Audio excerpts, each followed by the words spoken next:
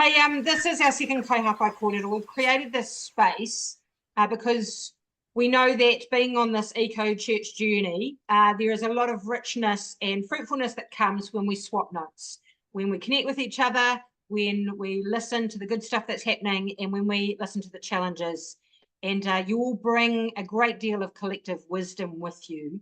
And we've brought some content this evening as a team, but we're also going to create space for us to share with each other, because we know that you have brought wisdom with you as well. The shape of this evening will be that we're going to engage with the topic, and then James is going to break us up into breakout groups, and we've got a few questions for discussion, and that'll be an opportunity for us to tease out what comes up in the topic and talk about how that might work and what the challenges might be in the context that you're in your neighbourhood.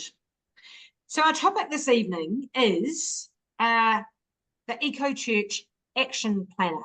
So I wonder if you can wave your hands to the group if you are a church that has used the self-assessment church tool, Eco-Church tool. Who's used that? Awesome. So for those of you who haven't heard about what that is and what it does, is when the Eco-Church project got launched in New Zealand, one of the things that was worked on right at the start was a guide for churches to use, where they could go through questions which would enable them to make choices. And it was all under 5 different headings. And it's been a really useful, well-used tool. It's been on the website, people could print it off or use it online. And it's enabled churches to take heaps of, turn their big ideas into manageable steps. The feedback we got over a period of time was that it was really useful and very comprehensive, but very long, and needed a bit of a refresh and renew. So for the last few months, that's what we've been doing as a team, is refreshing and renewing it. And we're offering it to you this evening. And we're going to look at what it looks like now and engage with it when we get into our groups. So the reason all of you will have been in that moment where your church decided, yep, we're going to be a church which declares ourselves to be on this eco-church journey. And then you have that big question of, so what now? What does that mean? If you look at our webpage, you'll see that we've got a wonderful page called Getting Started. And again, we've refreshed and renewed this recently because we're trying to make some tools for churches back at home in their neighbourhoods to enable them to work out how to take, in particular, those first steps to get some runs on the board, to take some action, to get some actions happening so that they can feel like there's some momentum. And so we've talked about how do we help churches set goals, take action, review those goals, share the story, and then do it all again. Set goals, take action, review, share the story, and then do it all again. So the Eco-Church Action Planner is the tool which helps you get in on a roll with this cycle. And I'm going to invite James now to give a brief overview of what the Eco-Church Action Planner looks like and involves. Amazing. Awesome. Kia ora mo. This is our website. It is beautiful. Look at it. It's so amazing. If you go up here and float your little mouse over this resources button, the top one, amazingly, is Action Planner. There are lots of ways to get to it, but this is the easiest way. And if you haven't done this already, then you can download a copy of the Action Planner here, and then you can have a wee look at it yourself if you would like to. But in lieu of such things, here is one I prepared earlier. So the aim of this updated document is to provide a myriad of options for how people can engage with this tool and to make it as easy, intuitive, and user-friendly. If you want to do just where do we get started? What are some of the basic things that most churches go after? Or you want to do a deep dive audit, this document allows you to do both. So the whole thing is broken up into these 5 areas which have remained consistent. But then it gets very excited. it gets very exciting because it's color coded, and color coding is incredible.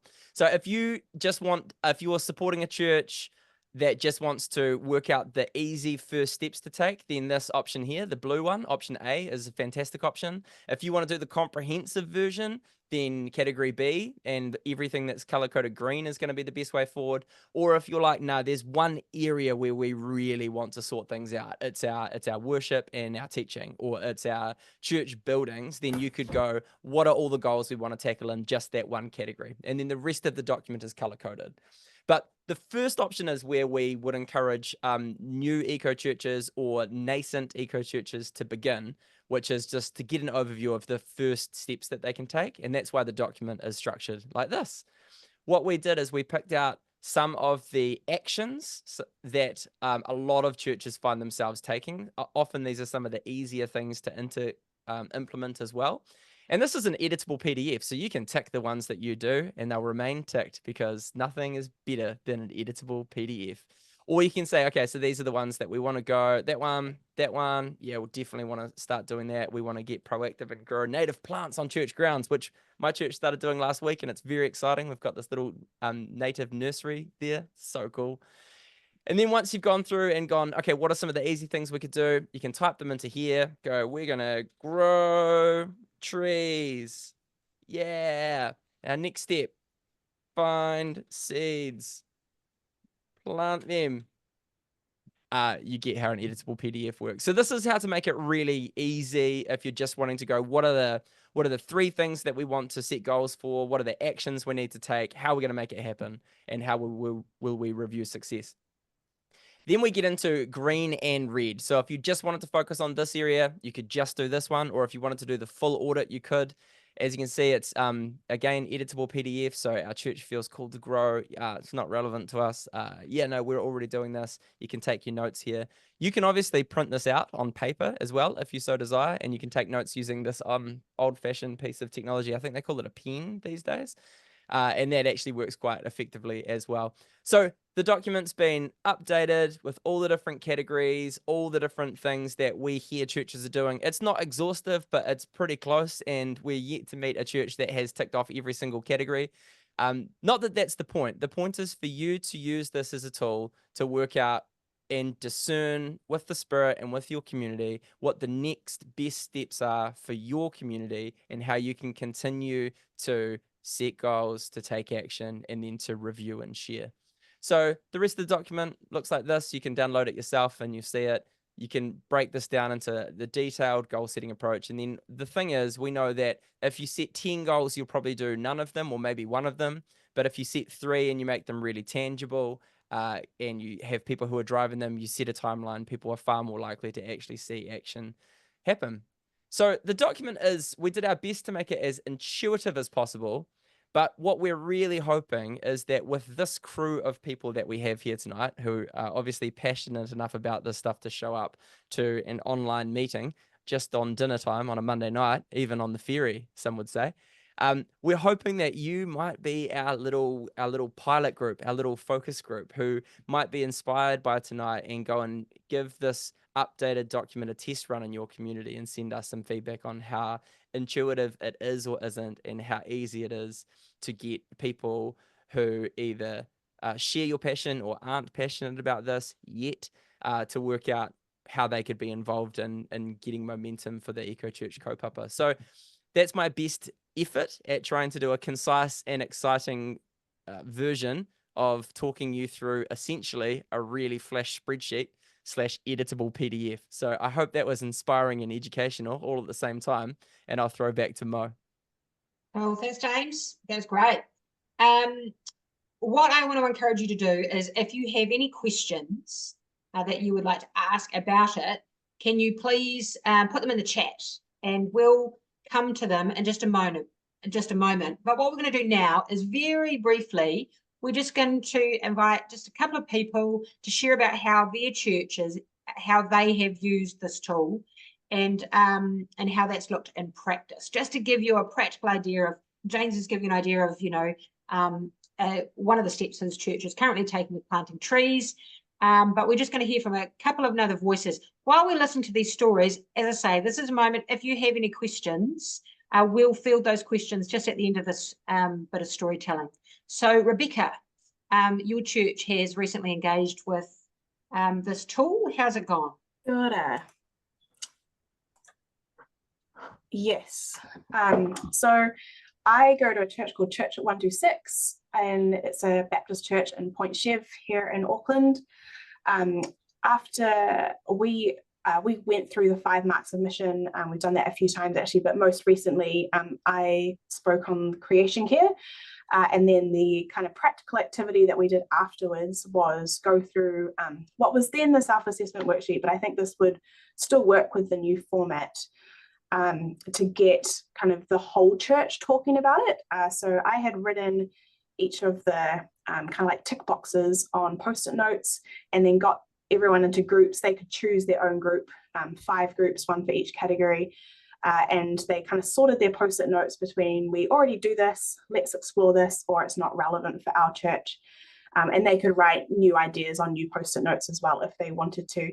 And then at the end, I got each group to choose the top 2 that they thought should be priorities for our church at the moment. And so that's the bottom right hand corner, the top 2 kind of things in each category up on the whiteboard there, kind of as a kickstart for our church as to what to dive into next.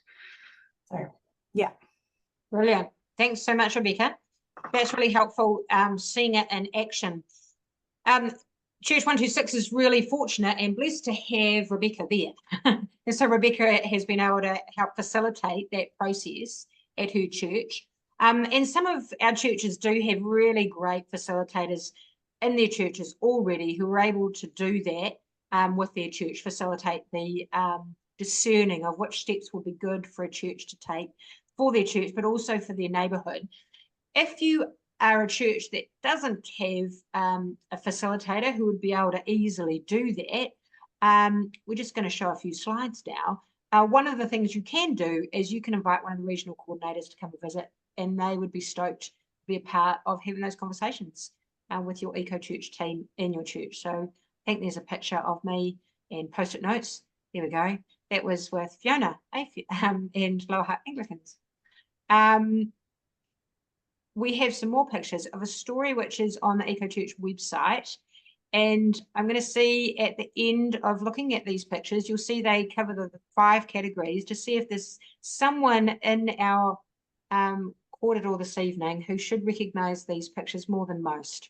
So if we just flip through them, this church did a whole church exercise on a Sunday morning with the whole church community, all ages, where they looked at each of the 5 areas and did big visual presentations of different things that as a church they could do to take steps.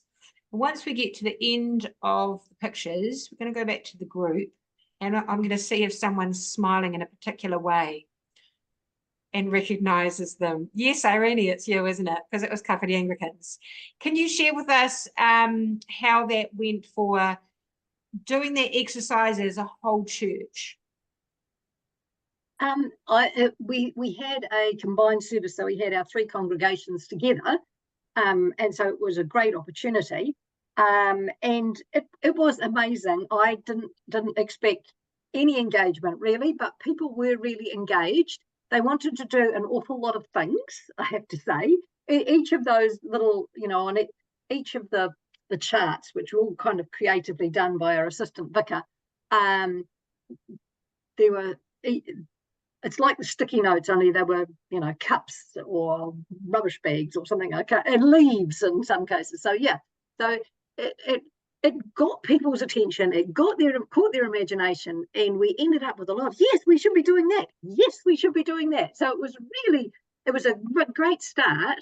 And it also introduced people to the whole breadth of things that we could do as a parish. It was very energising. Yeah. Then we had to do the hard work of sorting out which of them we were actually going to do. Yeah. And thanks for sharing that. So we had 2 stories there of different churches who have approached how to engage with the decision making. It is different with smaller groups and bigger groups, and there is ways to facilitate both big and small. Two things to think about. One is that the brainstorm process, there is lots of really good things that come from that. And perhaps one of the best things that comes from doing a full big brainstorm is that everybody gets to share their ideas. But as I already pointed to, sometimes you're left with this big unwieldy list of things that no one knows where to start. And so that's really only the first half. The second half is a discernment process where you work out, well, where is the energy, and what gifts and strengths and opportunities do we have in our church and our neighbourhood at this time, which would help us choose 1, 2, 3 of those things and make those our starting things to do, steps to take.